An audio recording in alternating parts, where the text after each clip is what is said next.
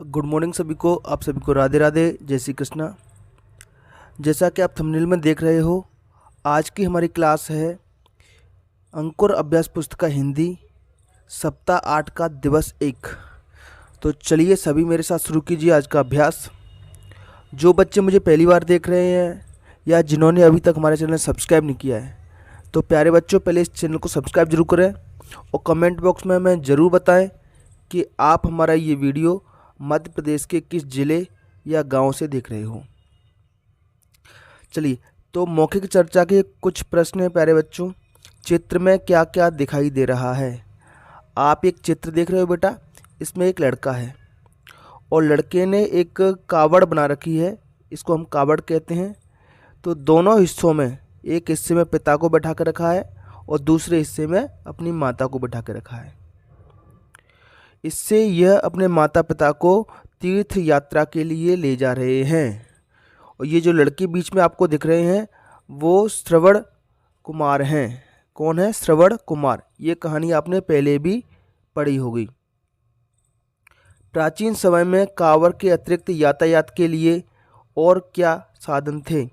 बेटा कांवड़ है ये जो चित्र में दिख रही है, इससे पहले प्राचीन समय में बैलगाड़ी, ऊंट गाड़ी, घोड़े, इनसे हम यात्रा करते थे।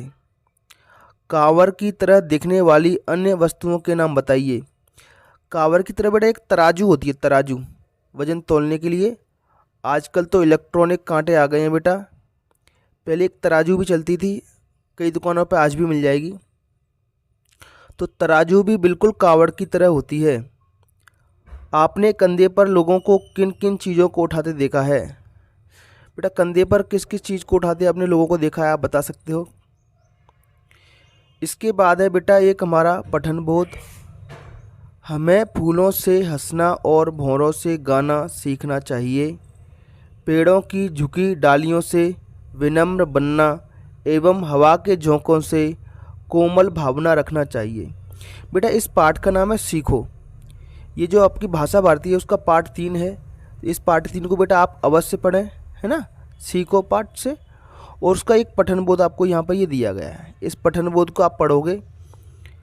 उसके बाद लिखित भाषा विकास में आपको क्या करना होगा? हमें फूलों से, इतने से लेकर के, यहाँ से लेकर के, शुरुआत से लेकर के जगाना सीखना चाहिए यहाँ तक। ये पठन बोध से आपको डिक्टो जैसा का वैसा ही यहाँ पर लिख देना है इन लाइनों में। ठीक है प्यारे बच्चों, मैंने कुछ लाइनें लिखी हैं बेटा, यहाँ से लेकर के डॉट डॉट, मतलब ये आपको पूरा लिखना है। कहाँ तक? सीखना चाहिए तक। इसके बाद आगे बढ़ते हैं। पठन अंश में किस किस से सीखने की बात कही गई है? तो हम देख रहे हैं बेटा किससे क्या सीखा जाए। तो पठन अंश में आप देख लो, फूलों से सीखने की बात कही गई है, फूलों से। भौरों से गाना सीखें तो भौरों से सीखने की बात कही गई है। पेड़ों की झुकी डालियों से सीखने की बात कही गई है। हवा के झोंकों से सीखने की बात कही गई है। दूध व पानी से सीखने की बात कही गई है। पतझड़ के पेड़ों से, दीपक से, ठीक है, जलधारा से, धुएं से, पृथ्वी से, इन सब से सीखने की बात कही गई है। तो आपको इस प्रश्न के उत्तर में इनके केवल नाम लिखने हैं। किस तरीके से लिखोगे? ये लिखा है, पठन अंश में फूलों से, भौरों से, पेड़ों से, हवा के झोंकों से, दूध व पानी से, ये कोमा लग रहा है बेटा अल्पविराम बीच में, सूरज की किरणों से, लता और पेड़ों से, मछली, कोमा दीपक, पृथ्वी आदि से सीखने की बात कही गई। आदि का मतलब है कुछ उदाहरण आप लिख दीजिए, बाकी उदाहरण के लिए आप आदि लिख सकते हो, सारे उदाहरण लिखना संभव नहीं हो तो। ठीक है, चलिए आगे बढ़ते हैं। पानी में कौन सी चीज़ें घोली जा सकती हैं? तो आप जानते हो बेटा पानी में शक्कर, कोमा नमक, कोमा फिर से लगाएंगे दूध, कोमा नींबू का रस आदि घोला जा सकता। देखो आदि फिर से लिखा है मैंने, इसका मतलब और भी कई चीज़ें हैं जिनको हम पानी में घोल सकते हैं। ठीक है प्यारे बच्चों, चलिए आगे बढ़ते हैं अगले प्रश्न की तरफ। निम्नलिखित शब्दों के अर्थ लिखिए। जैसे नित, नित माने हमेशा होता है। नित का अर्थ क्या है बेटा? हमेशा। उसी तरीके से स्वदेश, स्व माने अपना और देश माने देश, तो स्वदेश का मतलब होता है अपना देश। जलधारा, जलधारा मतलब जल की धारा, जैसे झरना होता है ना, उसको उसकी एक जलधारा बनती है। प्राणी, बेटा जीवों को ही हम प्राणी कहते हैं, पशु पक्षी सब प्राणी में आते हैं। पतझड़, पतझड़ क्या होता है? पेड़ों के पत्ते झड़ने का मौसम। बेटा गर्मी के लगभग जब गर्मियाँ पड़ती हैं तब 1-2 महीने ऐसे आते हैं, उस महीने में पेड़ों के पत्ते झड़ जाते हैं, तो उस मौसम को हम कहते हैं पतझड़। ठीक है प्यारे बच्चों, चलिए आगे बढ़ते हैं प्रश्न क्रमांक 2 की तरफ। कविता में आई उन पंक्तियों को लिखिए जो आपको अच्छी लगी हो। बेटा भाषा भारती जो पाठ 3 है भाषा भारती में सीखो, उसमें से कविता की पंक्तियां दी गई हैं। फूलों से नित हंसना सीखो, भौरों से नित गाना, है ना, पेड़ों की झुटकी डालियों से सीखो। तो उसमें से कोई सी भी 2 लाइनें जो आपको अच्छी लगती हैं वो लिख सकते हो। 2 लाइनें यहाँ पर मैंने लिखी हैं, फूलों से नित हंसना सीखो, उसके बाद अल्पविराम लगा है बेटा, और नीचे की लाइन में लिखा है भौरों से नित गाना। तो ये पूरी पंक्ति है, तो आपको कौन सी पंक्ति अच्छी लगती है आप यहाँ पर लिख सकते हो। इसके बाद एक धारा प्रवाह पठन है बेटा। अंकित शहर के बहुत बड़े मोहल्ले में रहता था। इस बार गर्मियों की छुट्टियों में उसके मामा की बेटी की शादी। किसकी शादी बेटा? मामा की बेटी की शादी। माँ तैयारियों में लगी हुई थी। छोटी बहन अन्वी के मन में तो गांव जाने के नाम से लड्डू फूट रहे थे। बेटा अच्छे से देखो, लड्डू का मतलब ये नहीं है पेट में लड्डू हैं वो फूट गए थे, नहीं, ये एक मुहावरा है। क्या है प्यारे बच्चों? एक मुहावरा है।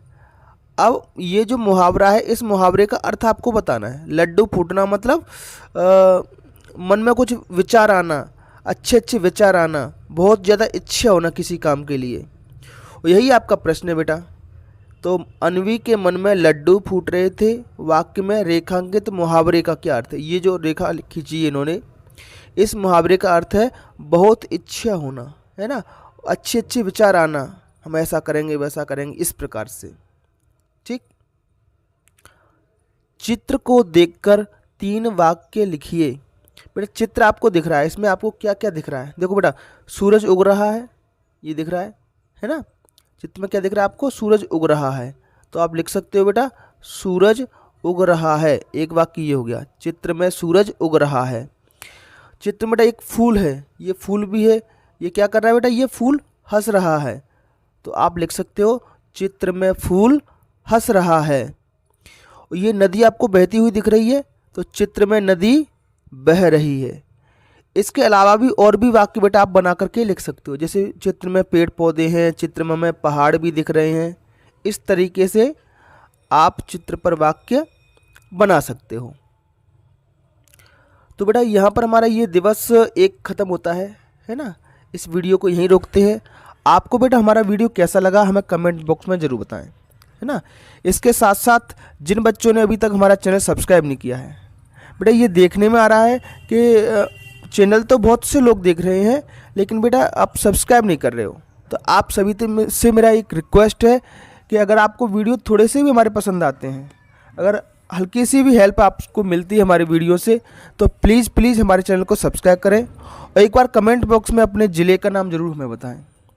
इससे क्या बेटा हमें एक मोटिवेशन मिलता है नए और अच्छे तरीके से वीडियो बनाने का। तो चलिए आज की वीडियो में इतना ही, फिर मिलेंगे एक नई क्लास में। तब तक के लिए आपका दिन शुभ हो। Have a nice day.